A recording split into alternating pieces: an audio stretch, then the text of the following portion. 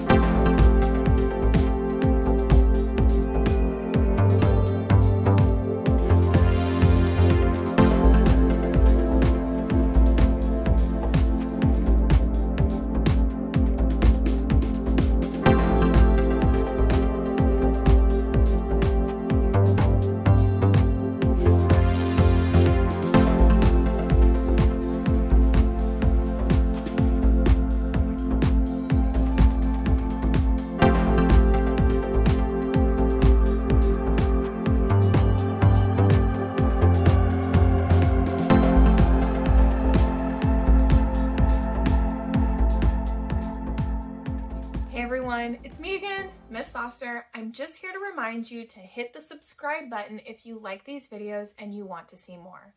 I also want to remind you that these videos are created in partnership with Painting Pandas, which is an awesome nonprofit organization here in Austin, Texas, that provides free art instruction and free art supplies to any kid who needs them. If you would like to learn more, donate, or sign up for a live class with me, go ahead and click the link that's in the description below, www.paintingpandas.org. All right, I'll see you next time.